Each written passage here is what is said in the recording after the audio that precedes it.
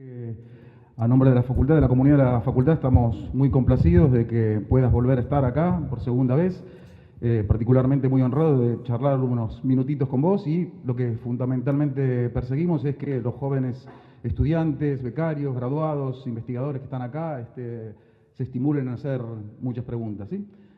Bueno, no, mi primer pregunta casi podría ser la última, ¿no? Te propongo que imaginemos esta línea de tiempo cuando vos tenías 10, 11 años, fascinado con el pie de Armstrong poniendo su huella en la Luna. Somos de la misma edad, así que a mí me fascinó también eso. A tus 16, 17 años, también impactado por el amartizaje de la Viking, a tal punto que dijiste, esto es lo mío. Y a partir de 1997 más o menos fuiste protagonista de las misiones Pathfinder, Opportunity, y la otra Spirit. En el 2012 ganaste un campeonato mundial que fue poner el astrovehículo de la misión Curiosity así como una pluma arriba de una mesa. Así que yo creo que vale la pena preguntarte ¿qué otro campeonato mundial vas a jugar en breve? Contanos, que estamos ansiosos de saber. Yo voy después de aterrizar, en primer lugar, muchas gracias por la invitación. Para mí es un placer, mi mujer también, mi hermana, estar en esta universidad. Siempre nos nutrimos de esta juventud y añoramos esos años, ¿no? que pasamos por la universidad. Yo cuando terminó el Curiosity fue un proceso bastante largo, de muchos sacrificios personales, no solamente mío, pero de la familia. Así que yo, siguiendo con el tema deportivo, dije yo con esta cuelgo los botines. Ya basta, porque tiene su impacto, digamos, en la parte física también. Y bueno, pero pasado un par de años estaba trabajando en futuras misiones, pero no me quería meter en ninguna. Pero cuando pasa el tiempo, digamos, ya le empieza a picar uno de vuelta la necesidad de formar parte de estas misiones, porque son muy enfocadas y es lo que a mí me gusta. Así que estamos viendo, no sé exactamente, estoy trabajando varios proyectos, pero uno de los que me mantiene más entusiasmados es una misión a Europa, para aterrizar en Europa, que es un problema técnico que es muy, muy difícil, porque no conocemos mucho sobre la superficie de Europa. No tiene atmósfera, nos quejamos mucho de la atmósfera de Marte, de que es el 1%, que nos complica la vida con los paracaídas, pero cuando no tenés el 1% tenés que frenarte todo con combustible, con retropropulsión. Tenés que traer una tonelada de combustible desde la Tierra, así que se te hace muy poco, te reditúa muy poco. O sea, por 50 kilogramos de instrumentos científicos en la superficie de Europa tenés que lanzar como 6 toneladas de vehículos, ¿no es cierto? Y después no conocemos el terreno en sí mismo, así que es muy difícil planear y diseñar una nave espacial para un terreno que no sabemos. Lo vamos a saber una vez que estemos en órbita, vamos a aprender, digamos, cuando estemos ahí, pero no tenemos que diseñar la nave espacial sin saber los detalles. Y sabemos un poco, y lo que poco que sabemos es que es un terreno muy, pero muy difícil. Parecería como estalactitas, les llaman penetentes, les llaman. Pero en realidad son como si fueran estalactitas hasta de 1 metro de altura, donde hace que posar un vehículo va a ser bastante difícil. Así que y encima de todo, tiene un campo, una radiación enorme, mucho más grande que las otras misiones. Marte prácticamente no tenemos que preocupar mucho por la radiación, así que todo el equipo electrónico, todas las ópticas, todo tiene que estar todo probado para que funcione en un campo, digamos, de radiación muy, muy intensivo, lo cual también mucho se hace poniéndolo dentro de una bóveda, digamos, y que hay más peso todavía al sistema. Así que ese es el próximo partido, va a tener para rato. ¿Para cuándo se estima, dijiste? Sería el 2024, todavía no está totalmente aprobada. Es un esfuerzo que está siendo impulsado por el Congreso de los Estados Unidos hacia la NASA en vez de al revés. Es unas condiciones muy distintas, ¿no es cierto? Pero esperemos que sí, la NASA decida hacerlo. Va a ser una inversión bastante grande, así que pero estamos haciendo los estudios y hasta ahora estamos sobreviviendo todos digamos, los reviews y la gente está contenta con la ciencia que se podría hacer con una misión de ese estilo.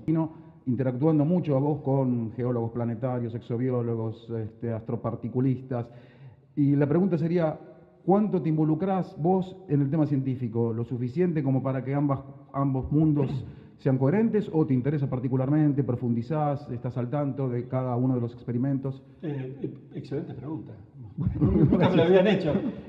Ambos, es decir, como hobby me gusta saber si hubo vida en Marte, cómo es la geología de Marte y todo ese tipo de cosas. Tengo la ventaja que voy a la cafetería a comerme una hamburguesa y me siento con el jefe de geología de Curiosity y me cuenta, ¿no es cierto? Pero ahí aprendo más que nada, como aprenderíamos todos, digamos. Simplemente teniendo la ventaja de tener a estas personas. El mes antes del aterrizaje nos lleven científicos de todo el mundo. Parece que estuviéramos en las Naciones Unidas, todos los idiomas.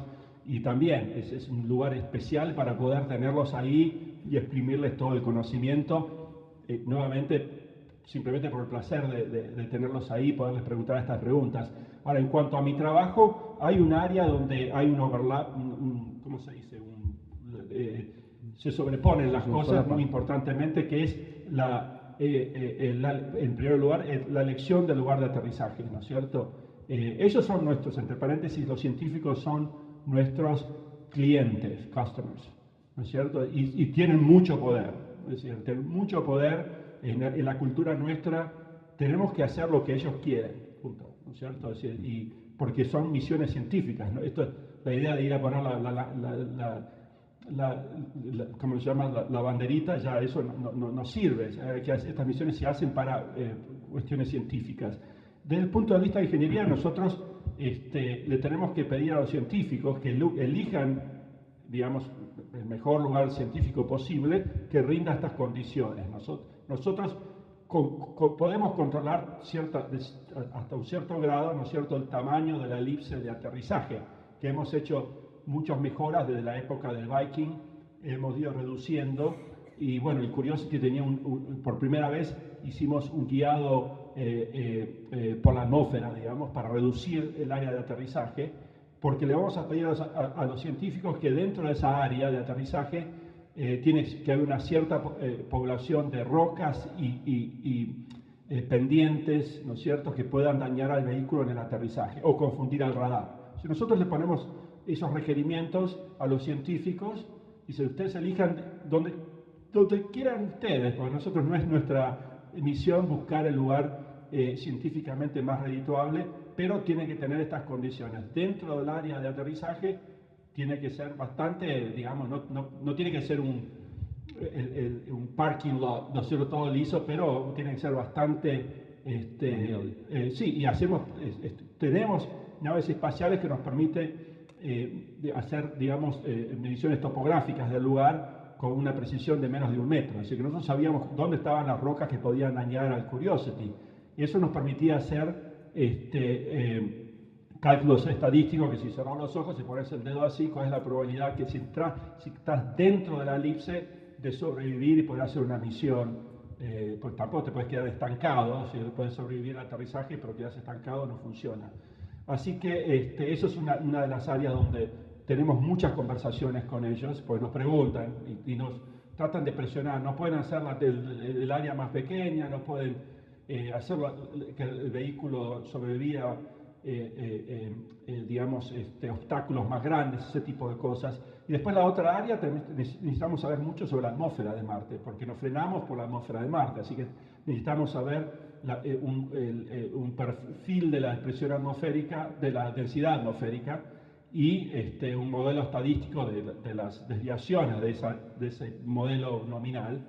Necesitamos saber también los vientos de Marte, que hemos hecho mucho progreso en el Pathfinder, como necesitamos un modelo de vientos de Marte. Fuimos a los científicos, a los meteorólogos de Marte y dijeron, no tenemos un modelo, apenas sabemos los vientos acá de la Tierra, así que utilizamos un modelo de viento de Cabo Cañaveral, porque era un lugar donde, como es un lugar de lanzamientos, conocen mucho sobre los vientos de la zona, Así que utilicemos esos vientos para aterrizar. No, así que aterrizamos en Marte, en realidad aterrizamos en Cabo Cañaveral. Después cuando vino Spirit Opportunity, que veníamos de 2 fracasos grandes, ahí tuvimos que afilar un poco el lápiz y cuando le preguntamos a los científicos sobre el viento, ahí sí se pusieron las pilas y hicieron modelos en donde en realidad los vientos globales de Marte lo conocen muy bien, a alta atmósfera. La parte donde se complica es cuando esos vientos globales interactúan con el relieve de Marte. Entonces se crean vientos localizados, digamos, en la superficie. Pero ya tenían en ese momento la ciencia, ¿no es cierto?, la tecnología para justamente tomar esos 2 modelos, un modelo topográfico y un modelo global de vientos de Marte y poder hacer modelo matemático y anticipar los vientos locales de baja altura. Así que mucha interacción con ellos. Y bueno, esas son las 2 áreas. Todo lo importante para el éxito del aterrizaje es donde interactuamos mucho con ellos. Cuando nos aprueban un proyecto en la NASA, una de las primeras cosas que se hace, incluso creo que se hace antes de que se lo apruebe el proyecto, se define el criterio de éxito, ¿no es cierto?, que es muy importante. Es decir, el criterio de éxito es como si fuera una nota, como le dan las notas a ustedes en los tests, ¿no es cierto?, que te dicen, bueno, mira, si vos aterrizás en Marte y sacás una foto, te damos un 5, ¿no es cierto? Si te trasladás 1 kilómetro, te vamos a dar un 7, se va aumentando. Si tomas tantas muestras, te damos un 8, si las procesás te damos un 9, si encontrás orgánicos te damos un 10, ¿no es cierto? Es decir, y eso va variando. Por ejemplo, con Pathfinder, que la primera vez que volvíamos a Marte desde Viking, nos daban prácticamente un 7 aterrizar y mandar una sonda, decimos estamos vivos, y creo que un 9, un 8 nos daban si vivíamos, si sacábamos una panorama y mandábamos la foto de vuelta, y después vivir 3 meses era ya un 10, ya está, ¿no es cierto? Y eso es muy importante para el jefe de diseño del vehículo, el jefe del proyecto, porque entonces vos sabés cómo utilizar esos recursos que son siempre limitados. Nunca nos sobra la plata, siempre nos falta, siempre tenemos que ir más a Washington, le toca a algún pobre arrodillarse, y que es un proceso bastante duro para ellos. Así que es importante saber, por ejemplo, que el Pathfinder, una vez que aterrizábamos, sacábamos la fotito, durar más de 3 veces no era importante, por lo tanto nos pusimos mucho dinero en eso, pero en el sistema de aterrizaje sí lo pusimos. A medida que la cuestión fue avanzando, con el Spirit Opportunity ya nos pedían más recorrido, más ciencia, y con Curiosity ya nos pedían estar 2 años, poder tomar muchas muestras, y no me acuerdo exactamente cuál fue el criterio, va aumentando y más hacia la ciencia, ¿no es cierto? Entre Curiosity, parte, digamos, de darle un 10, un 100% de éxito, era determinar de que ese lugar había sido un lugar que había tenido agua y que existían todos los ingredientes para la vida.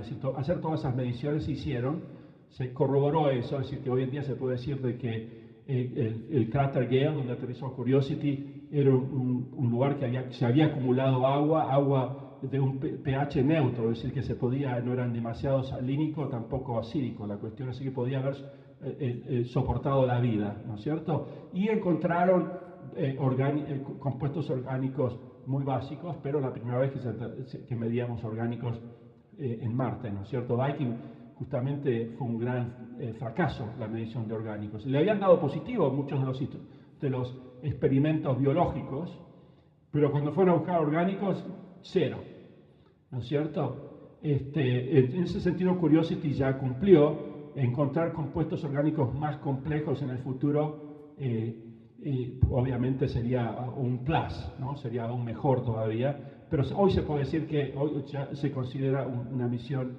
100% exitosa. Y ahora nos estamos preparando para la próxima misión, que es el comienzo de lo que le llamamos Mars Sample Return, ¿no es cierto? Es decir, que ya llegamos al punto ahora de que llevar más instrumentos a la superficie de Marte no te reditúa tanto, ¿no es cierto? Para hacer el gran salto próximo, que sería, por ejemplo, encontrar fósiles de microbios en Marte, habría que traer el material a la Tierra. Habría que seleccionarlo bien, en primer lugar, lo cual ya hemos aprendido con estas misiones. No solamente los científicos aprendieron a buscar indicios de agua, pero ahora saben dónde ir a buscar una muestra y maximizar la probabilidad, ¿no es cierto?, de que esa muestra tenga fósiles de vida. Es decir, no aterrices en el desierto de Atacama, aterrizá digamos, en el lugar más apropiado, digamos. Así que, y bueno, y el 2020 sale una misión, no tiene nombre todavía, pues se elige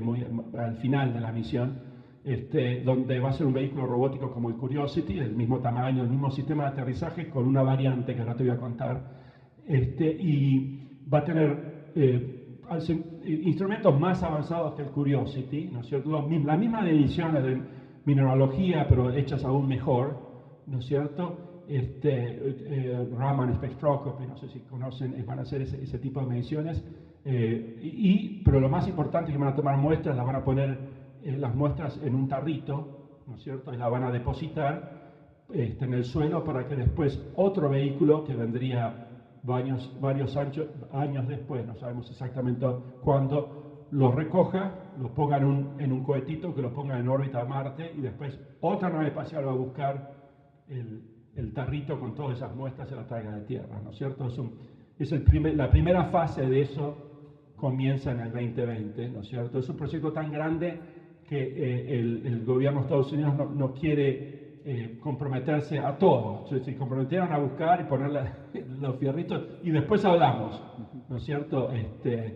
Así que ese es el próximo paso de Marte.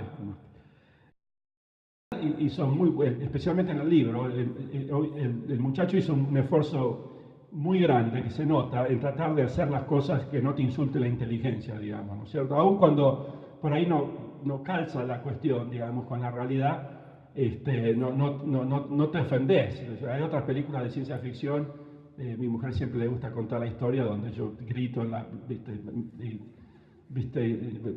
why do you suspend all the laws of physics, ¿viste? Y después uno se aburre porque no hay nada para pensar, todo un camelo total. Esa película no, me pareció muy bien pensada.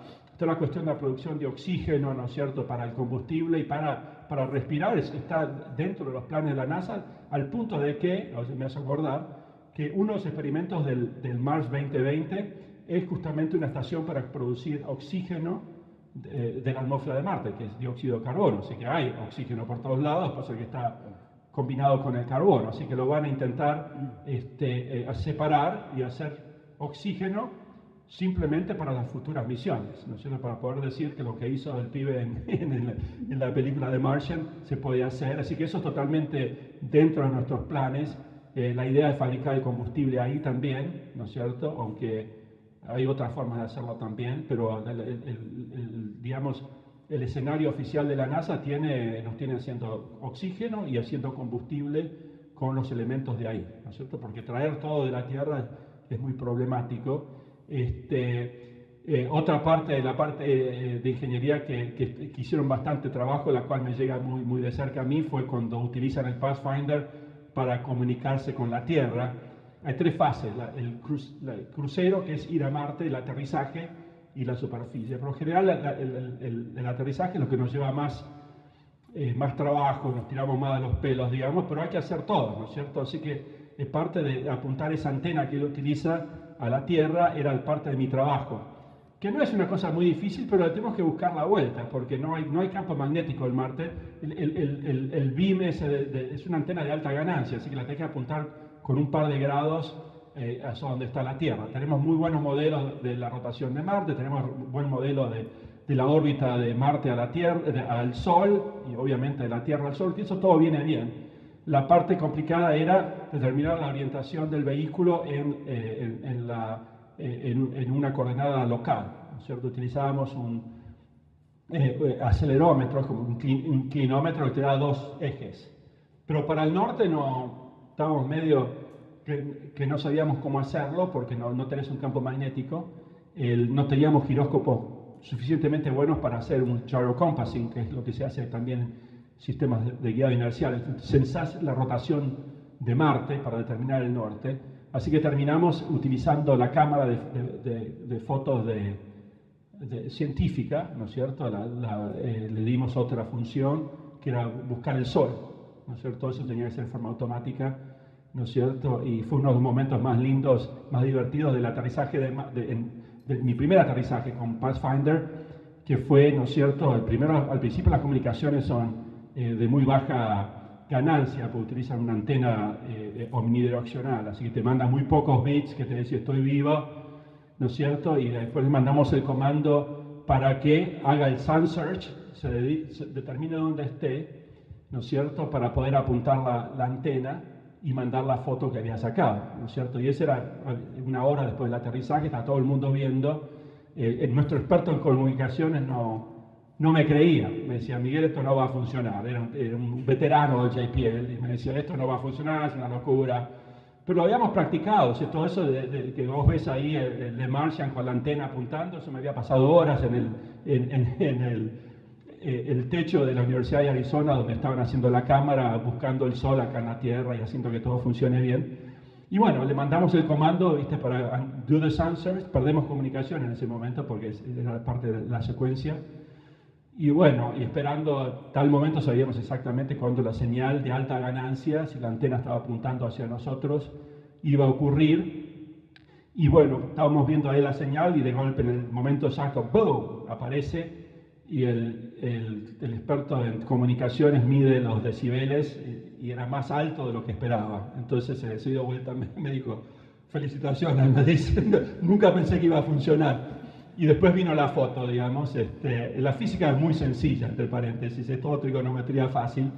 Y bueno, eso lo cuenta muy bien esa historia en el libro más que en la película, pero justamente estoy utilizando toda la antena y la cámara. Y después, bueno, los últimos 5 minutos de la película se aburrió el pibe y ahí fue todo un camelo total, ¿viste? Con el agujerito, todo el momento, no me acuerdo exactamente, pero si hacía los cálculos no daba ni cerca. Viste, está dividido aún del mundo que les gusta este tipo de cosas. Hay quienes piensan de que no deberíamos gastar recursos en misiones tripuladas porque consumen la mayoría del dinero, porque es mucho más difícil mandar seres humanos que robots. Yo soy de los que me gustan ambos, que te diría. Incluso el programa robótico siempre viene,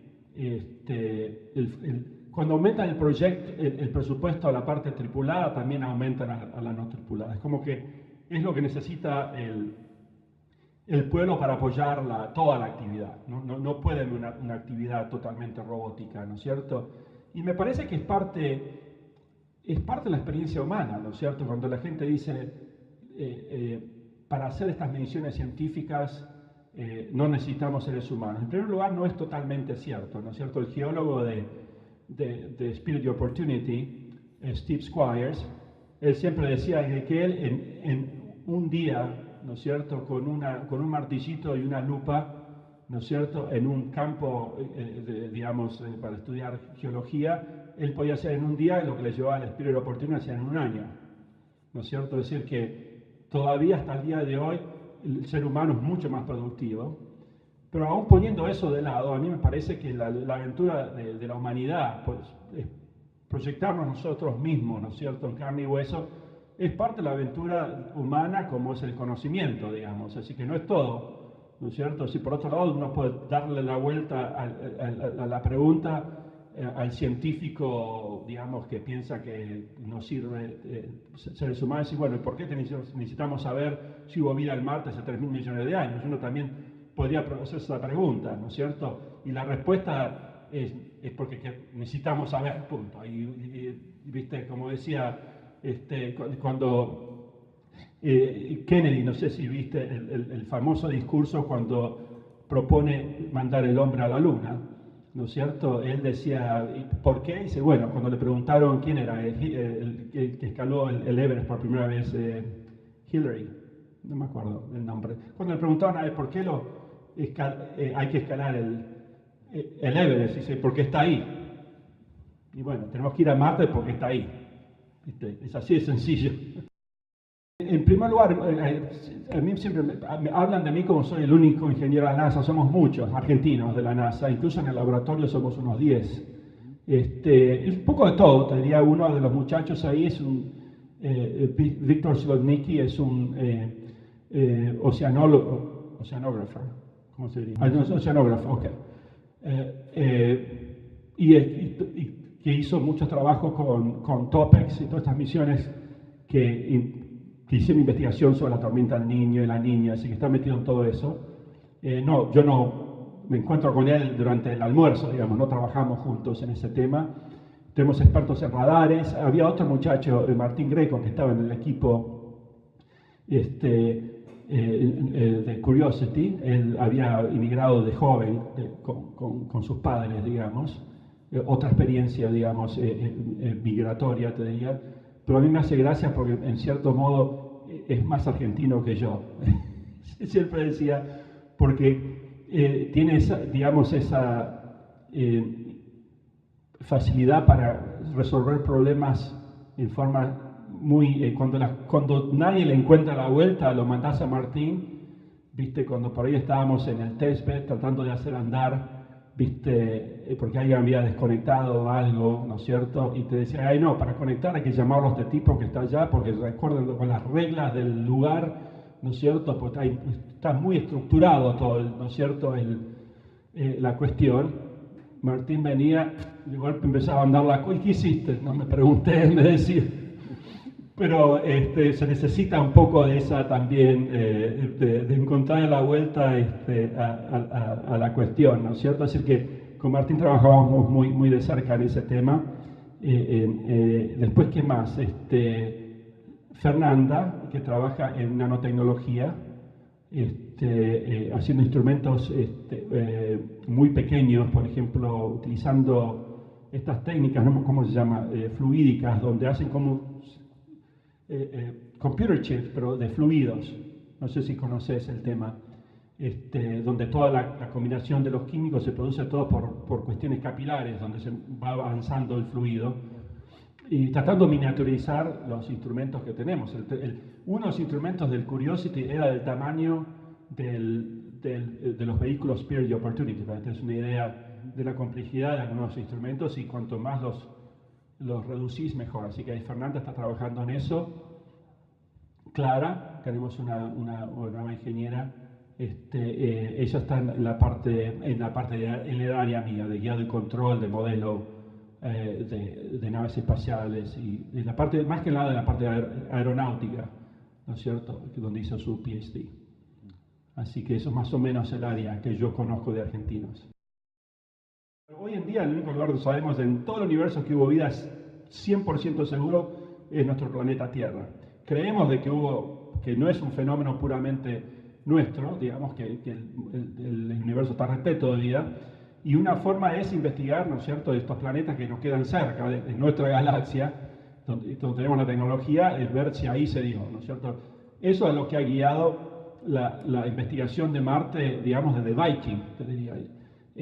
Ahora hay un grupo de científicos, no todos están de acuerdo dentro del mundo científico, porque hay suficiente lugar para ser humano y, digamos, y tener sus propias ideas y diferir con los colegas, ¿no es cierto? O sea, que dicen, basta de Marte, muchachos, buscando si hubo agua en 3.000 millones de años, ¿dónde está el agua? En Europa sabemos que tenemos agua de forma líquida hoy en día, océanos enormes bajo una capa de hielo.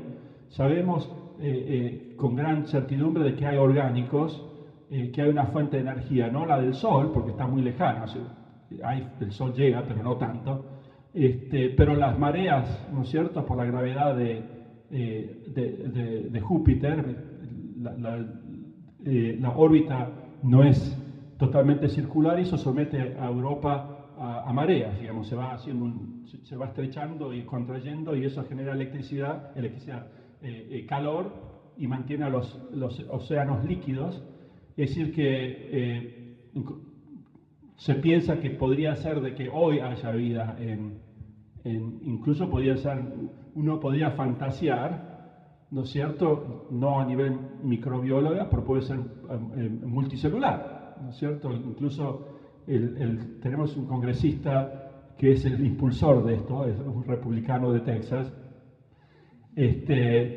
y él quería que hiciéramos un agujero en el hielo y poner un submarino. Le tuvimos que decir, pará los faroles porque no nos da la tecnología y tampoco le da a él el presupuesto, tampoco. Él dice, no se preocupe por el dinero, pero para que te mandemos la cuenta. Así que, pero podemos, justamente parte es probar, digamos, que descender en la superficie y hay rajaduras, creemos que hay rajaduras en el hielo y que parte de ese océano surge y puede ser que a pesar de la radiación se encuentre, digamos, fósiles y podamos hacer mediciones que te indiquen que hay orgánicos pero son de origen de vida, digamos, biológico. También hay interés por la luna de Saturno, que también hay todas las lunas de esos planetas que son icy moons, le llaman. ¿Cómo que se llama la de Saturno? Enceladus. Y esa tiene geysers, hay fotos de geyser que esto están los otros, que son los expertos de Enceladus, que dicen, no hinchen con Europa, vamos a Enceladus, que tenemos los geysers, que ya sabemos que ahí están, si hay, digamos, presencia de vida o de orgánico, lo vamos a ver mucho más fácil. Así que por eso es que hay todo un nuevo interés en las lunas estas icy moons que le llamamos. Incluso se está estableciendo un programa de investigación de esas lunas, como tenemos el programa de investigación de Marte. Ahora se está haciendo ese programa como para que esto dure, digamos, varias décadas, la investigación. Estamos al comienzo de eso. Nunca se había aterrizado en forma exitosa con un presupuesto que nos daban, ¿no es cierto? Era la época de la NASA estaba invirtiendo o la filosofía había cambiado de faster, better and cheaper, hacer misiones con más riesgo, ¿no es cierto?, pero más baratas y hacer muchas, ¿no es cierto? Esa era la idea. Entonces los ingenieros mecánicos surgen con esta idea de pongamos una pelota de bolsas de aire y rebotamos 20 veces y no necesitamos a ingenieros de guiado y control como yo, que somos muy caros y todos nuestros juguetes como los giróscopos y los radares cuestan mucho dinero, ¿no es cierto? Bueno, duró poco la cuestión, porque muy poco, la idea era un paracaídas y una bolsa de aire directamente. Muy poco tiempo los cálculos le daban de que el terminal velocity, la velocidad que te daba el paracaídas, ¿no es cierto?, era 60 metros por segundo, y las bolsas de aire no las podían hacer para que aguanten más de 12 metros por segundo, 20 metros por segundo máximo. Así que había que poner motores retrocohetes, ¿no es cierto? Entonces, vengan los motores retrocohetes, ok. Ahora hay que poner un radar para poder prender el motor retrocohete. Pongan el radar y traigan a los expertos en guiado y control, ¿no es cierto? Así todo no podíamos mencionar la palabra giróscopo en ninguna de las reuniones porque el jefe de ingeniería del proyecto nos sacaba, ¿no? Porque era una forma de levantar los pelos. Así que así empezamos con las bolsas de aire. Sabíamos que tenía un Achilles heel bastante preocupante con los vientos de Marte justamente, pero utilizábamos los vientos del Cabo Cañaveral y más o menos nos daban los números, pero eran los vientos del Cabo Cañaveral. Pero Pathfinder había más riesgo, ¿no es cierto? Y lo aceptamos y funcionó, ¿no es cierto? Justo en ese momento, cuando estábamos haciendo Curiosity, se aprobó otra misión a aterrizar en Marte, pero esa se lo dio a la industria privada. No todas las misiones que hacemos nosotros se hacen in-house dentro del JPL, algunas se las damos a la industria privada, y fue la misma compañía que hizo Viking. Entonces ellos sí se animaron a hacer también con un presupuesto aún más bajo que el nuestro, y decidieron hacer un sistema de aterrizaje controlado, con giróscopos, con radares, con todas las complejidades, pero con un presupuesto muy bajo. Y bueno, y fracasó esa y otras mellizas que también por otras razones. Entonces, ahí nos piden de vuelta resucitar lo que había funcionado la última vez, que eran las bolsas de aire. Entonces fue con Spirit y Opportunity, volvemos a las bolsas de aire, nos aprueban el proyecto y después le dijimos, bueno, muchachos, macanudo, pero tenemos este Achilles heel. Y dice, no, pero lo tienen que arreglar porque ya venimos perdiendo 2 misiones, esta tiene que funcionar sí o sí, ¿no es cierto? Entonces, ahí le agregamos quiróscopo por todos lados, de golpe teníamos toda la complejidad, ¿no es cierto?, de un sistema activo con programas de computación complicados, pero seguía siendo un sistema muy estadístico, porque cada vez que rebota la bolsa de aire, tenés que tener una suerte que no caiga en una roca puntiaguda. Así que estábamos para el fin del Spirit Opportunity, hasta los ingenieros mecánicos ya se habían aprendido su lección, ¿no es cierto?, de que con mecánica sola no resolvías este problema. Pero encima de eso, cuando vos ves al Curiosity, que tiene casi 1 tonelada de peso comparado con el Spirit Opportunity, y es el tamaño de un auto, la idea de rebotar 5 pisos como rebotaba cada vez que el Spirit Opportunity era imposible. Así todo mi amigo Tom Rivellini, que era el experto de las bolsas de aire, le trató de meter bolsas de aire, Tom, no va a funcionar. Entonces teníamos que inventar un nuevo sistema, ¿no es cierto? Y eso fue lo que nos inspiró a pensar en el Skytrain. El Skytrain, para los que no saben, es como si fuera un helicóptero, ¿no es cierto?, que con unas sogas va colgado el Curiosity, pero en vez de tener aspas, tiene motores cohetes. Lo cual nos permite depositar el vehículo sobre sus ruedas listo para andar. Porque ese es el otro problema con las bolsas de aire, que el vehículo había que guardarlo en 20.000, había que, ¿cómo se dice? Fold.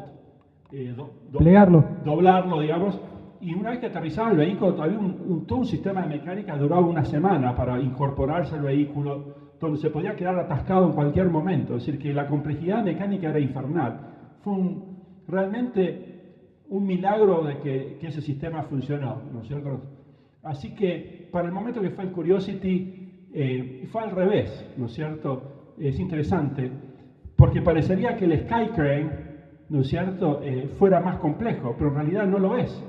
Yo siempre, cuando a nosotros los managers nos preguntaban, pero no es complicado, digo, miren, es un péndulo, del Galileo le encontró la vuelta hace varios siglos, ¿no es cierto? Pero no me creían, porque eso creían que era el péndulo invertido, que es un problema un poco más difícil de controlar, pero te lo enseñan en los cursos de control automático de ingeniería, te enseñan a controlar el péndulo invertido. Pero este es un péndulo que hacia abajo, así, ¿no es cierto? Entonces incluso el jefe del proyecto dice, mira, ni loco no voy a dejar hacer esto, a no ser de que ponga un panel de expertos para que le den el buen visto, digamos, el green light, ¿no es cierto? Porque si no, el tipo se mete en un lío bárbaro, una inversión tan grande. Entonces le pidió a un organismo de Estados Unidos que por lo general es un think tank, ¿no es cierto?, que trabaja para la parte militar, se llama Aerospace Corporation, que ellos hagan un estudio de nuestra idea, ¿no es cierto? Y forman un panel de expertos que era la cosa más extraña del mundo. Teníamos pilotos de helicóptero, expertos de misiones que justamente habían hecho cosas, aterrizar cosas vertical, como está haciendo SpaceX, pero hace 20 y pico de años. Y después teníamos un astronauta. El último astronauta en caminar en la Luna era parte porque él había aterrizado algo en la Luna. Así que ese era el equipo de expertos. Nos tocó hacer el caso de por qué pensábamos de que sabíamos lo que estábamos haciendo, ¿no es cierto? Y en un momento digamos, de un poco frustración, porque no nos creían, de que les parecía que era un problema difícil. Yo dibujo en un pizarrón, ¿no es cierto?, el sistema de control, que en realidad es un PD controller, no sé, ¿quién ha tomado clase de control acá? No sé, ahí hay uno. Pongo un resorte y un amortiguador, porque en realidad eso es lo que estamos haciendo. Pues un resorte y un amortiguador, ¿no es cierto? Y decir, bueno, eso es lo que estamos haciendo. O sea, si excitas el péndulo, la energía se va por el amortiguador, ¿no es cierto? Y bueno, a la larga nos dieron el ok y dijeron está bien, ¿no es cierto? Pero, y fue así, mira, la matemática era muy fácil, ¿no es cierto? Siempre tenés que cuidarte, ¿no es cierto? De no pifiar, y olvidarte algún detallito.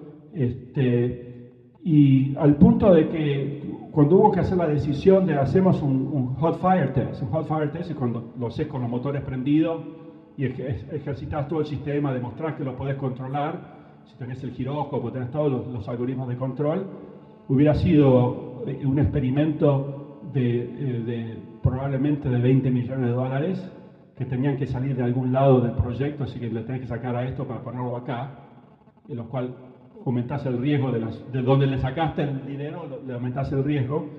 Y el jefe del proyecto nos preguntó, ¿ustedes necesitan este experimento? Si lo necesita, yo lo pago, pero tengan en cuenta que le estamos sacando dinero a otra parte del proyecto que lo puedan utilizar. Dije, mira, nosotros creemos que tenemos que el modelamiento de esto, no como una bolsa diaria que va rebotando, que es imposible de modelar, es muy sencillo, ¿no es cierto? Y por lo cual confiamos en nuestras simulaciones, así que no lo necesitamos. Así que la primera vez que eso se ejercitó fue el martes, ¿no es cierto? Y todo eso me pareció muy buena idea hasta la semana antes del aterrizaje. Hubiera estado lindo hacer una prueba acá. Y el otro problema es que las condiciones acá de tierra son distintas, la gravedad es diferente, la atmósfera es diferente. Es decir, que cuando empezás a modificar todo, no es lo mismo. Aunque yo hacía, mi argumento para contrarrestar eso es, igual estás utilizando la misma parte del cerebro que tenés que hacer. Si no lo puedes hacer andar acá en tierra, no lo vas a poder hacer andar en Marte tampoco, ¿no es cierto? Así que tuvimos muchas discusiones, pero en realidad no había otra forma de hacerlo tampoco, digamos, para poner un vehículo de ese tamaño. Así que eso en combinación con que estábamos con mucha confianza de que la física del problema era muy modelable, nos hizo ir para ese lado. Y salió, te juro, cuando fuimos a ver la telemetría del aterrizaje fue tal cual lo esperábamos. Así que, mira, el tema de paneles solares es cómico, un poco embarazoso también. Justamente cuando el Spirit of Opportunity tenía la nota para que no den un 10 tenía que durar 3 meses. Sí, Pathfinder era un mes, Spirit of Opportunity era 3 meses. Entonces, sí, muy poco pensamiento fue el tema del polvo sobre los paneles solares. Entonces, nos hacían las entrevistas, ¿no es cierto? La respuesta, el tema cuánto va a durar Spirit of Opportunity era, bueno, no más de 3 meses porque se va a acumular polvo en los paneles solares y el vehículo se va a morir. Cuando los calefactores no puedan prenderse de noche, se enfría y listo, se terminó todo. Y siempre cuando dudabas había alguna persona que decía, ¿y por qué no les ponen un cepillo? Y nosotros decíamos, ¡ja! Es mucho más complicado de eso, porque la electrostática se va a acumular el polvo, es cuando el vidrio del auto, viste, que lo dejás abajo, que no le podés sacar. Viste, teníamos todas esas respuestas listas, ¿no es cierto? Porque era lo que creíamos nosotros. Bueno, el bicho aterriza, pasa un mes, pasan 2 veces, 3 meses, se empieza a perder, como habíamos correctamente predicto, la carga de las baterías empieza a bajar, los paneles empiezan a recargar cada vez menos y después ocurre lo inesperado. Viene un remolino de viento, limpia los paneles y de vuelta el 100%. Así que sí, viene y va, pero hoy en día contamos con eso prácticamente. Es por eso que hoy el Opportunity todavía está vivo, porque vienen los remolinos y nos limpian los paneles solares. Lo que quería saber es si había alguna solución para esto, debido a que el material nuclear que usa el Curiosity es bastante escaso. Por lo que tengo entendido, solo alcanza para hacer 3 más. Y quería saber si había alguna solución para lo solar. Bueno, en primer lugar, hoy en día hemos probado, no sé si en forma empírica hemos probado, sería interesante si en el futuro la NASA podría apostar a ese mecanismo, ¿no es cierto? Una cosa que te haya salido de rebote porque te habían pedido 3 meses, te duró 10 años. Ahora, si te piden 10 años, no sé si uno podría contar en eso, ¿no es cierto? Por eso que la energía nuclear, sí, positivamente, el Curiosity tiene, justamente por esta razón, me acuerdo que al principio del Curiosity estamos tratando de hacer el caso de que sea con energía nuclear, porque es mucho más sencillo para nosotros, porque las actividades se pueden planear mejor y ahí podés saber seguro que duraba 10 años. Pero el problema es que el combustible nuclear trae todo tipo de problemas políticos. Por ejemplo, los grupos del medio ambiente tienen miedo de que el cohete salga y caiga en Disneylandia, en Disney World o en Miami, ¿no es cierto? Entonces te hacen por lo general contactan a algún juez y te paran el lanzamiento y después el presidente tiene que dar la orden. Y nunca sabes si el presidente te va a dar la orden del despegue. Así que siempre, cuando teníamos esas discusiones y ver si políticamente el gobierno nos iba a permitir hacer esto, ¿no es cierto? Porque hay tanta oposición, el Spirit Opportunity no se moría, lo cual no nos hacía más fácil la cuestión. Dice, ¿por qué no se morirán estos? Decía, pero así todo, digamos, lo logramos aprobar. Hoy en día hay una escasez de plutonio. Interesantemente, cuando pararon todas las fábricas de plutonio, hoy en día le compramos a los rusos el plutonio pero ahora han recomenzado las líneas de plutonio, mucho menos enriquecimiento, tengo entendido, para estos fines de la NASA. Así que va a pasar un tiempo, pero ya estamos pensando en misiones, digamos, volver a los radioisotopes que utilizamos en estas misiones. Pero es un problema tan grande como, por ejemplo, las misiones estas a Júpiter, que está ahora por ponerse en órbita, Juno, es ingeniería solar, energía solar, y estas misiones que estamos hablando ahora para volver a Júpiter, para Europa, también son paneles solares. Así que, pero sí, hacer un vehículo como el Curiosity de ese tamaño con energía solar solo me parece difícil. Me parece que vamos a seguir con la nuclear.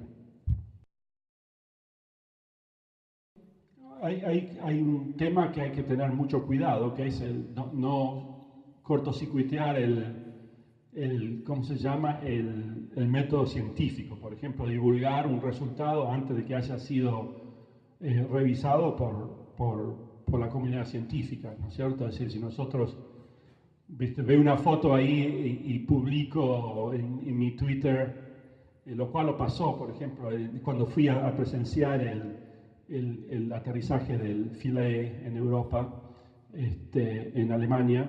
Yo no era parte, pero la NASA me mandó como witness, y hizo una medición en el vehículo del penetrómetro para ver la dureza del terreno, y de golpe lo veías en el Twitter, tiene 4 megapascales, y bueno, totalmente sin verificar. Eso en la NASA nosotros nos harían un lío bárbaro por publicar una cosa así. Nos dicen, cuidado con el Twitter, muchachos, porque nuevamente, uno no puede, todo este tipo de cosas hay que, con mucha paciencia, pasar por el sistema científico, todas las publicaciones. Eso por un lado. Por otro lado, también existe cierta confianza. El científico que hace 8 años que está trabajando en el instrumento, ¿no es cierto? Y en ese mundo ustedes sabrán más que yo, publish or perish, ¿no es cierto? Hay una competencia entre los científicos sana, entre paréntesis, pero es una competencia, y por lo tanto, si ellos, especialmente un instrumento científico que ellos generaron, que diseñaron, tienen su primera oportunidad de ver los resultados, ¿no es cierto?, para poder publicar, esos son los que hicieron el descubrimiento.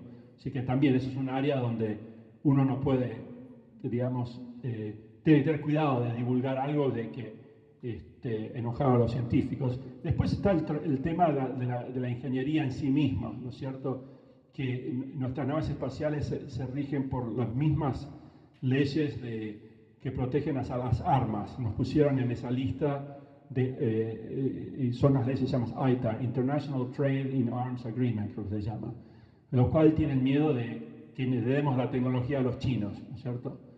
Y eso sí que nos tenemos que... Nuestras presentaciones tienen que estar aprobadas, ¿no es cierto?, para asegurarnos que no estemos divulgando datos de ingeniería. Lamentablemente, la gente que hace estas leyes no son físicos o matemáticos ni nada por el estilo, así que le tenemos que explicar de que creo que los chinos saben la ley de Newton. Me parece, ¿viste? Pero ven la fórmula y no, una fórmula, dice, pero es la de Newton. Así que, pero podés ir preso, así que tenemos que tener mucho cuidado con ese tema y como son tan ignorantes de qué es lo realmente, en realidad no es mucho lo que sabemos que podría ir a parar en un arma, digamos, pero ellos creen que sí. Así. En el caso de Marte sí, te diría, pero no tanto, te diría, es como de rebote, digamos. En el caso de Marte no es, digamos, una casualidad que el lugar que tal vez puede haber tenido vida, también podría ser un lugar que uno lo podría modificar para poder tener, digamos, para poder sostener nuestras vidas, porque no es un lugar inhóspito como Venus, digamos, o Mercurio, que está al lado del Sol, digamos. Marte en una época era, se supone, un planeta cálido y húmedo como la Tierra. Así que en ese sentido los dos objetivos se dan juntos, pero no se sale la NASA mucho. No lo que pasa es que la NASA también está hecho de varios departamentos, digamos, ¿no es cierto? Está el Science Mission Directorate, donde el JPL pertenece, que es pura ciencia. Y después está la parte de exploración, que es la parte tripulada. La parte nuestra, la parte tripulada no tiene mucha influencia. En el caso que estamos llevando un instrumento para hacer oxígeno, te diría que es más la excepción que la regla. Es un proceso largo, digamos, y no necesariamente. En primer lugar, somos muy conservadores en todo lo que hacemos. Nuestra tecnología no es la de última, te diría, empezando por la computadora. La computadora en sí mismo es una computadora. Nos cuesta mucho dinero hacer una computadora especial para el espacio, adaptarla para el espacio. Tenemos la computadora del Curiosity, es una PowerPC, prácticamente, pero 200 MHz, así que la computadora tenías en tu desktop hace 10 años, una cosa así, pero está modificada para que sobreviva la radiación del espacio. Nuestros programas de computación también los tratamos de hacer lo más sencillo posible. Y tenemos, digamos, dentro de la cultura del lugar, tenemos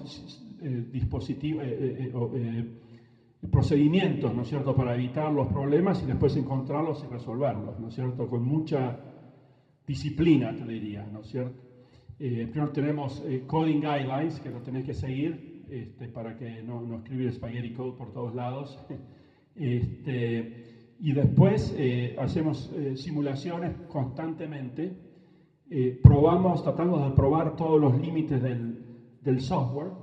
Tenemos una filosofía que se llama Fly as you test, test as you fly, ¿no es cierto? Es decir, cuando hacemos una simulación, tenemos que hacer las mismas condiciones que el vehículo se va a encontrar cuando, por ejemplo, haga ese descenso en Marte. Y cuando no podemos lograr que sea igual, tenemos que escribir las excepciones del test as you fly and fly as you test.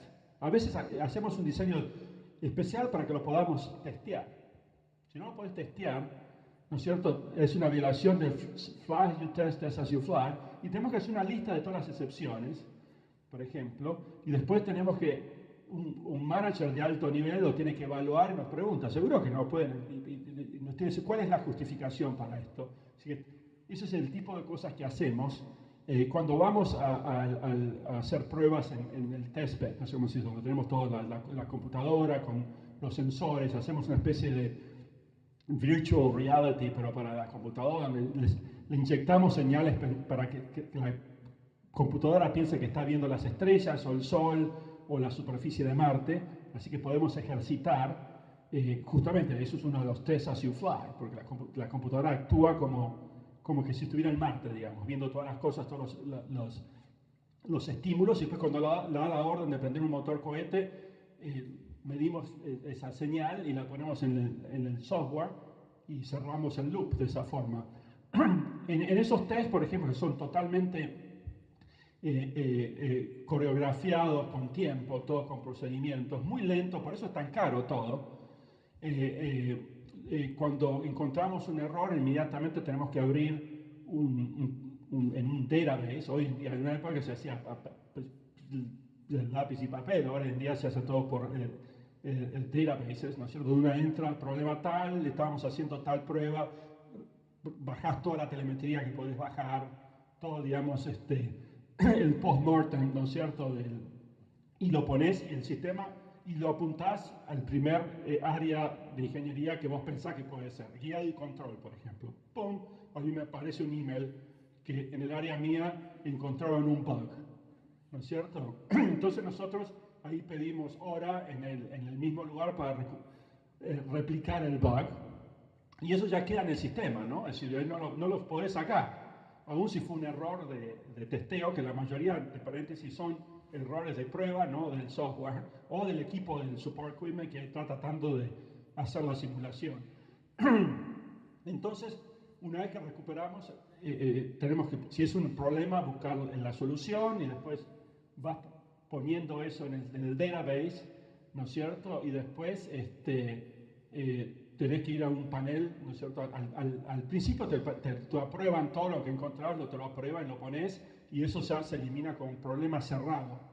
Pero muchas veces cuando estás más cerca del lanzamiento, los managers quieren saber si esto era un error que valía la pena corregir o es mejor. Porque uno, siempre corregís un error, podés arreglar esto y romper otra cosa. Especialmente que ya venías probando este sistema y ahora lo vas a cambiar. Entonces tenés que pasar por un panel de expertos y vos tenés que convencerles que esto vale la pena arreglar. Y bueno, y estos son números que se traquean permanentemente. Y lo peor del caso es que vos ves que va aumentando así, que llega el momento del lanzamiento y la curva no hace así, ¿no es cierto? Y no te dejan lanzar, ¿no es cierto? Si el número de problemas que vos resolvés no es más alto que los que generás, dicen, muchachos, ustedes es un proyecto enfermo, no largamos, no le damos el... Así que ahí se ponen todos a laburar, a bajar así que tenemos ese tipo de reglas. Hoy en día estamos utilizando por primera vez code checkers, ¿no es cierto? Que el tipo de cosas que antes no sabíamos cómo buscar. Por ejemplo, cuando en C le pifias a una array y empezás a escribir en memoria, por ejemplo, que no tenemos, en C, viste, puedes hacer cualquier desastre con esas cosas, punteros, malos y todo eso, que uno, te digo, eso sí que me hace perder el sueño, ¿no es cierto? Porque eso es cuando te encontrás con uno de esos, no sabes dónde irlo a buscar. Hoy en día hay programas que pueden detectar eso, incluso hay un experto en el JPL que es uno de los líderes en esa área, y esta misión fue la primera donde buscamos eso y encontró ciertas cosas, nada súper importante, pero es una mezcla entre ahora sí tenemos herramientas para buscar y el resto es disciplina y un sistema, un proceso muy caro, muy disciplinado, para en primer lugar asumir de que vas a tener bugs, ¿no es cierto? Y la cuestión es encontrarlos y arreglarlos a tiempo.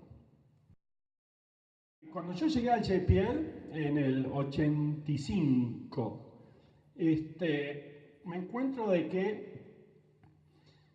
bueno, el Galileo ya estaba prácticamente listo, había salido del horno, aparentemente habían tenido grandes problemas con el coding. Era la primera que hacían en el laboratorio, que tenía una computadora digital. Las anteriores eran capacitores y diodos, ¿viste? Hacían las cosas increíbles, no sé cómo hacían, te digo, honestamente. Y les había ido bastante mal. Entonces la próxima que vino era Cassini, ahí sí, fue mi primera misión y yo estuve encargado de un algoritmo que es el algoritmo de attitude estimation, estimación de actitud, es en la que ve las estrellas, el sol, tiene los giróscopos y determina la orientación del vehículo, ¿no es cierto? Que es una de las partes, digamos, del sistema de guiado y control de la nave espacial. Y en la tradición en ese momento, que es aún así en todo, al menos la comunidad aeroespacial de Estados Unidos, era que los expertos como yo en guiado y control, en sistema de control, escribíamos el algoritmo, ¿no es cierto? Lo probamos en un lenguaje alto como MATLAB, ¿no es cierto? Hacíamos todas las simulaciones en MATLAB, no sé si conocen MATLAB, es un interpreter, ¿no es cierto? Simulink, lo odiaba yo a Simulink, lo odio, pero utilizábamos eso, hacíamos toda una simulación Después tirábamos todo eso y hacíamos una documentación en inglés, ¿no es cierto?, donde explicábamos la receta del algoritmo, ¿no es cierto? Muy ambiguo todo, ¿viste? Y le tirabas el libro a los muchachos de computación. Y los muchachos de computación utilizaban en ese momento utilizaban Ada, en un lenguaje, no sé si lo conocen, no es muy conocido, pero se utilizaba mucho en la parte espacial. Creo que fue desarrollado para la parte espacial, la parte militar. Es el opuesto al C, extremadamente rígido, es decir, no cometés errores de punteros y de arrays, porque tenés que declarar todo, ¿no es cierto? Pero también tenés que ser un computer scientist para saber de ese lenguaje. Así que yo me sentía medio, no era y después de eso hacían el coding, se lo daban a otro grupo que hacía el testing, después a otro grupo que lo volaba en la misión a donde sea. Entonces yo me sentía un poco no realizado con eso, ¿no es cierto? Haces esto y se lo tirás al otro y nunca podías ver el resultado de tus frutos, ¿no es cierto? Y además que veía que no era divertido escribirte un manual en inglés, explicar cómo funcionaba el algoritmo tuyo. Y bueno, resultó ser que justo viene el Pathfinder, faster, better and cheaper, no tenemos presupuesto para nada, y ahí aprovechamos para decir, bueno, nosotros ingenieros guiados y control no somos computer scientists, pero escribir el algoritmo en C no es tan difícil. Y convencimos que nos dejaran hacer eso, ¿no es cierto? Como había más riesgos, y la idea era eliminar la documentación, ¿no es cierto? Propusimos y nos aceptaron la propuesta, así que para el Pathfinder nosotros escribimos nuestro propio software. Eso sí, teníamos un computer scientist, era un tipo pero muy capaz, ya está retirado, experto en state machines, entonces nos mantenía de la mano, nos indicaba cómo organizar el código, pero en realidad nosotros escribíamos nuestro propio código, muy sencillo todo, con las interfaces pero muy bien definidas, y eso es lo que le dábamos al equipo de software. Porque todavía teníamos un equipo de software porque la parte nuestra es un subset de todo el software, toda la telemetría, toda la parte esa no es nuestra. Y nosotros lo que nos permitía era probar ese software nuestro y después, sin hacer ningún cambio, insertarlo al resto del software, ¿no es cierto? Y junto con eso de abaratar costos, también nos invitaban a probar nuestro propio software en todos los testbeds y después a operarlo, ¿no es cierto? Es decir, era un sistema que le llamamos Cradle to Grave, es decir, que hay un grupo selecto de ingenieros, que yo tuve la fortuna de ser uno de ellos, que seguíamos al producto, ¿no es cierto? Así que en ese caso teníamos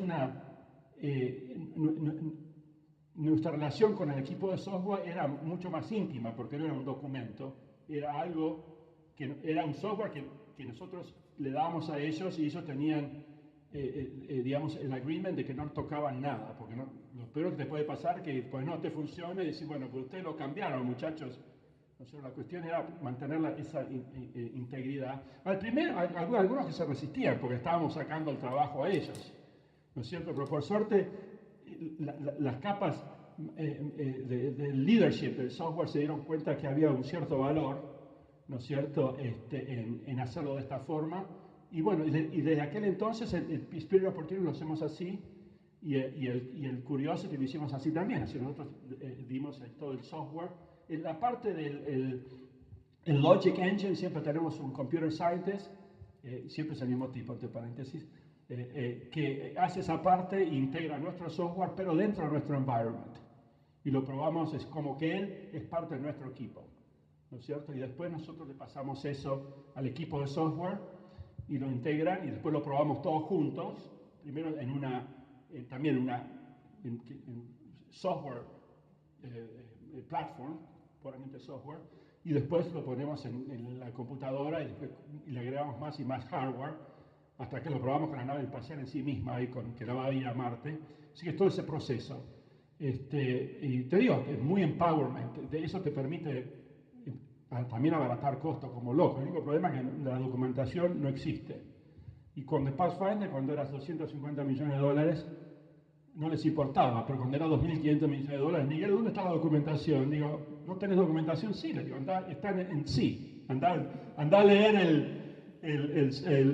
el código, porque en medio, en serio, medio en risa, pero medio en serio lo decía, porque no hay ambigüedad, digamos, es securable, mientras que todos estos programas que uno pone en inglés, ¿no es cierto? Y pones dibujitos, el Logic Engine, siempre hay un peligro de que te interpreten mal, y justamente, perdón por las respuestas largas, pero justamente en esta misión a Marte, que te contaba que era más parecida al Viking, resultó ser de que antes del aterrizaje nos mandaron a nosotros a hablar con estos muchachos para mejorar, pues ya habíamos perdido una, la que se ponía en órbita la habíamos perdido, y ahora venía la difícil, ¿no es cierto? Si perdimos el penal y ahora teníamos que meter de tiro de esquina, ¿me entendés? Y venía mal la mano.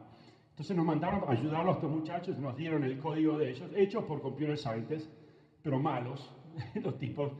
Y yo miraba el código, ¿viste? Y yo veía que las state variables, ¿viste? Todo no estaban bien marcadas, las cuestiones. Entonces, por ahí se olvidaban de inicializar esta variable y descubría que la habían inicializado en esta otra parte del programa.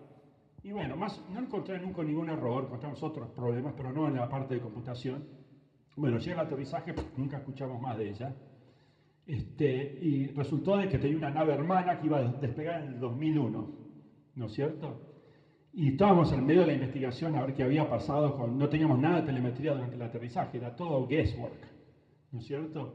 Y resultó de que mientras estábamos haciendo todo un análisis de inestabilidad, el radar, que se podía haber confundido con el terreno, nos llaman desde la compañía esta en Colorado, no la voy a mencionar, y nos dice, me parece que descubrimos lo que pasaba. Estaban probando la nave que la copia idéntica de este lander, que iba en el 2001, y probaron el descenso, y parte de probar el descenso era probar ¿cómo se llama? El detector del touchdown detection. Una vez que una patita posa sobre la superficie, no tenés que apagar los motores en milisegundos porque si no se te desestabiliza el vehículo, especialmente si aterrizas en un slope, en una pendiente.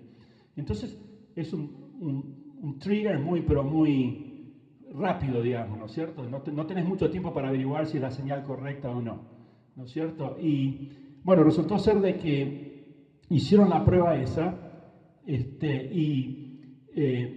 cuando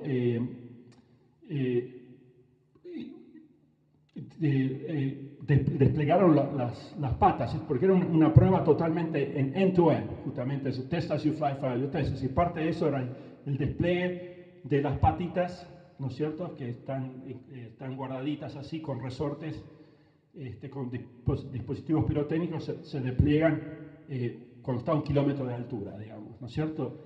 Y bueno, como ese software tenía que estar andando permanentemente y era un task de 1000 Hz, no querían comenzar ese task en el medio del descenso, así que estaba andando permanentemente ese task y tenía una lógica, es decir, la especificación decía, ignoren toda señal arriba de 40 metros, ¿no es cierto?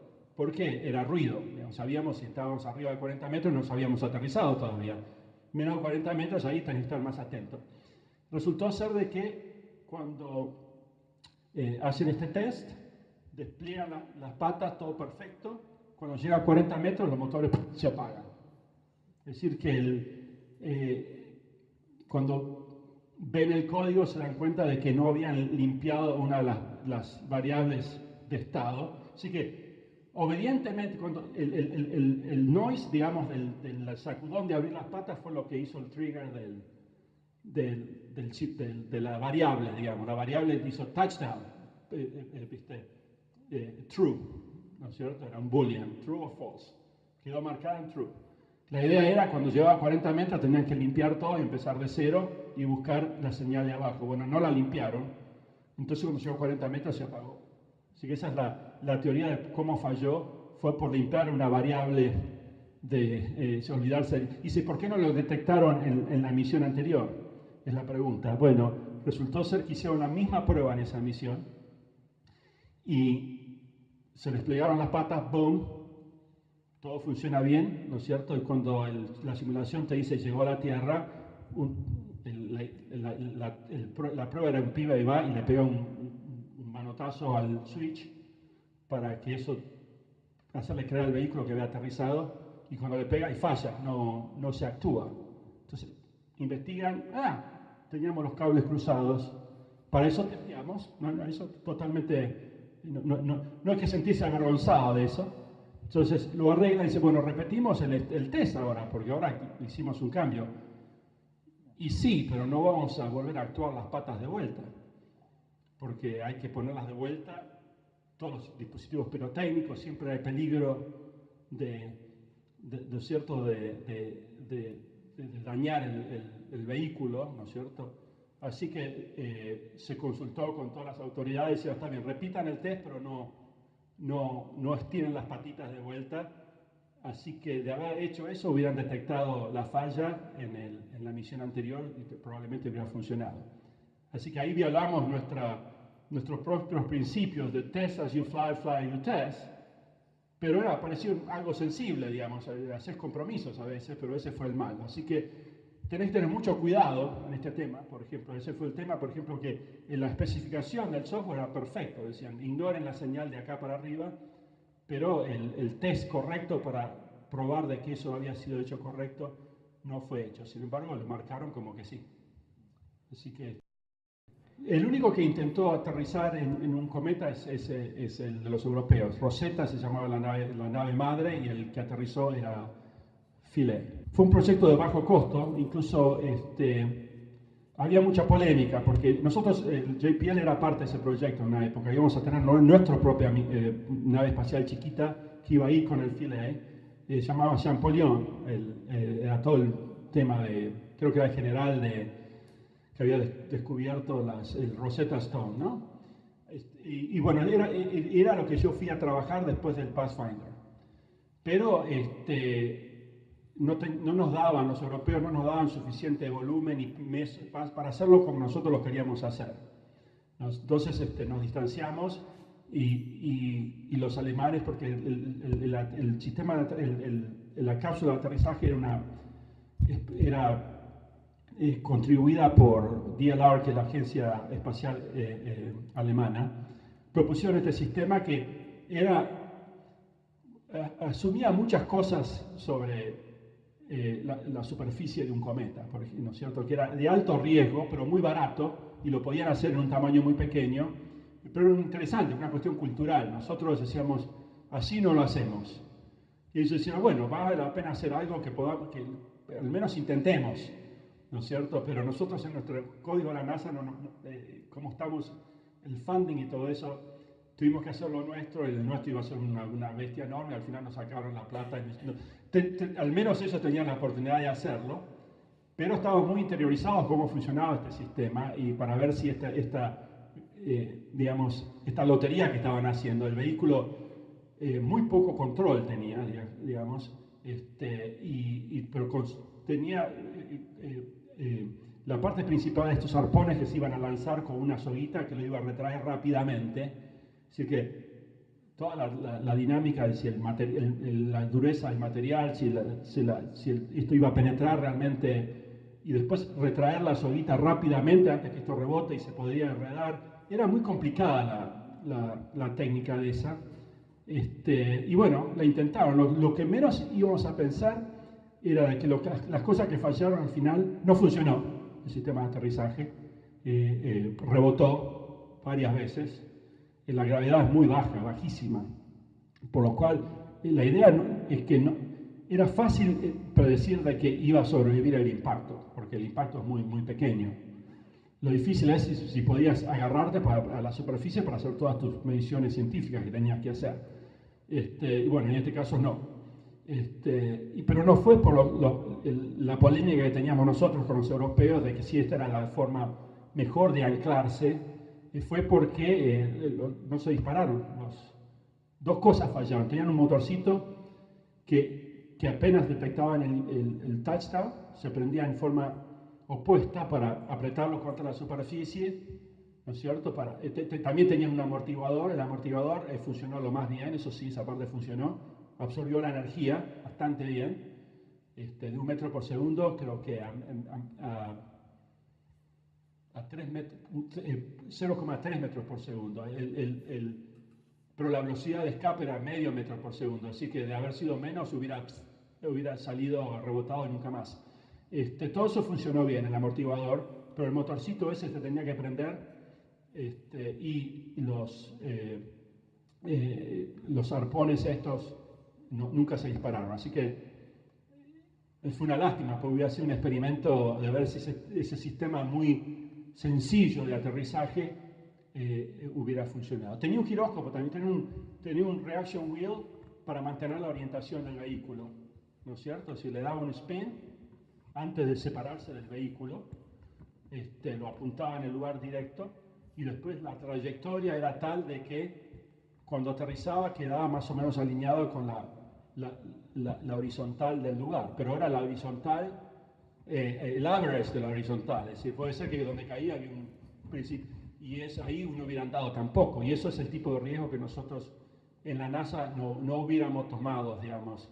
Así que fue interesante, de todas formas fue un éxito, sacaron ciertas mediciones, es decir que por un lado tal vez valió la pena hacer algo que no hacer nada. Nosotros al final terminamos no haciendo nada y ellos hicieron algo. Así que tiene 3 fases la misión, ¿no? El cruise phase, que es la etapa crucero que nos lleva de la Tierra a Marte. Después le llamamos entry, descent and landing, que son los famosos 7 minutos de terror. Y después la superficie, la misión de la superficie, ¿no es cierto? Donde se hace la ciencia. Estas son 3 etapas prácticamente distintas. Es la misma computadora para todo, ¿no es cierto? Para abaratar costos tenemos una sola computadora duplicada, aunque en Spirit Opportunity Pathfinder no teníamos una sola, se rompía, listo, se terminaba todo. Pero en Curiosity teníamos todo redundante, digamos, así que se podía mezclar de un lado del otro. Pero una sola computadora.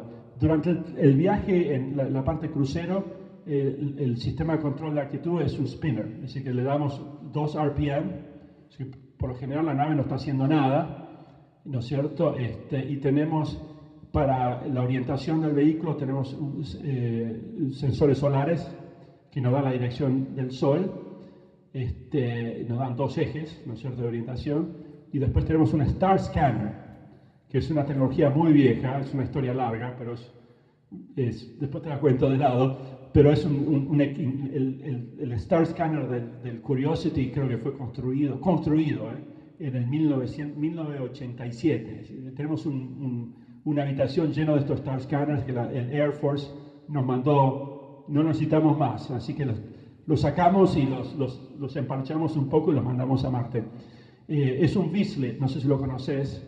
Es muy sencillo, es como 2 células solares, una célula solar con 2 agujeritos así, con la B. Cuando pasa la estrella te da un pulso, ¿no es cierto? Entonces te dice en qué parte de la revolución estás y cuando te da 2 pulsitos y depende de dónde pasás, la estrella pasa la B, la distancia entre los pulsos varía y te da la segunda dimensión.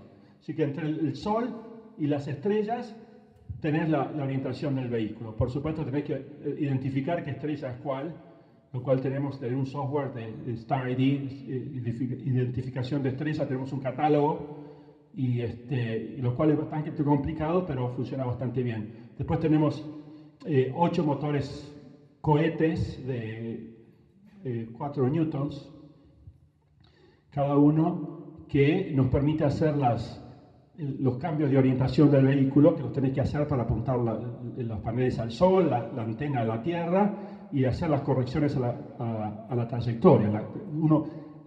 Podemos hacer hasta 4 correcciones, 4 o 5, ya me estoy olvidando, correcciones a la trayectoria. Es decir, en primer lugar, porque ni siquiera el despegue, no despegamos a pegarle a Marte, porque la última etapa del cohete no está estabilizada, ¿no es cierto? Entonces, si cae en Marte, contamina todo. Entonces, lo que tenemos que hacer es que el cohete nos tire a agarrarle a Marte y después hacemos una maniobra que nos pone en colisión a Marte.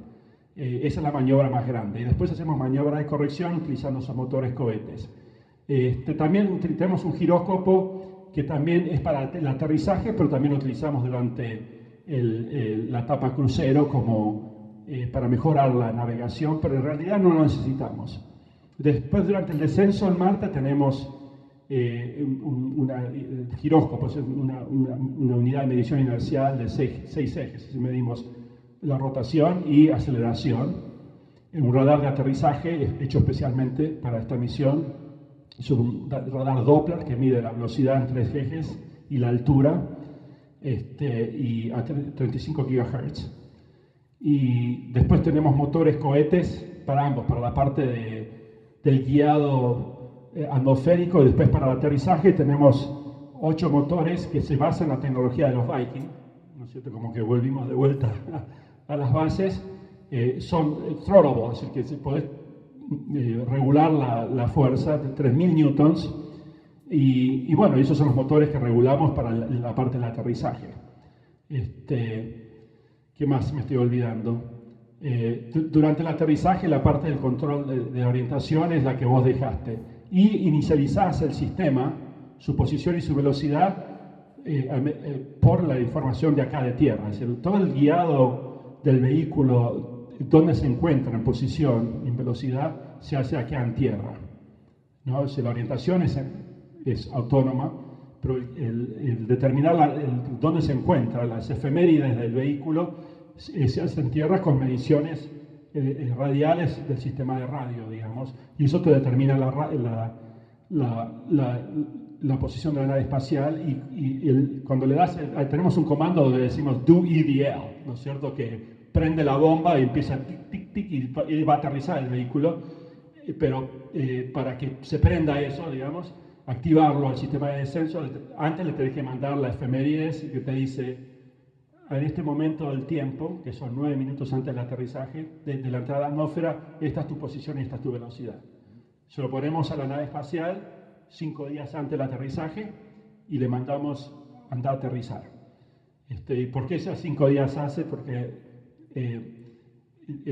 típico paranoia que existe en esa cultura, tienen miedo de que haya un terremoto en California y de que no le mandemos el comando. Así que preferimos mandarle un comando a pesar de que 5 días antes nuestro conocimiento de la efemérides no es tan buena, porque cuanto más te acercás, más te captura la gravedad de Marte y hace que toda la incertidumbre, todas las covariances del Kalman filter, y sabes mejor dónde estás. Así que a medida que nos vamos acercando, le vamos mejorando el conocimiento.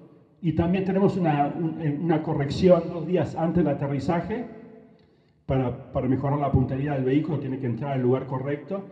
Y después tenemos 1 a 6 horas antes que le llamamos un Ave María, ese Hail Mary, que es para protegernos de si nos olvidamos algo y de golpe, porque nos pasó eso con una misión donde que a medida que nos atrapaba la gravedad, nuestro conocimiento de dónde estaba la nave espacial empezó a cambiar. Si no estás acá, tampoco estás acá, y de golpe entró a la atmósfera. Así que tenemos una maniobra de último momento por si las moscas, digamos. Así que, pero nunca la tuvimos que ejercitar, por suerte. Así que te repetimos, estamos muy complacidos que hayas estado acá, espero que hayas disfrutado la entrevista. Sí, muchísimo, muchísimas gracias. Así Para que mí es un placer. Agradecemos a Miguel. Gracias. Muchas gracias. Muchas gracias.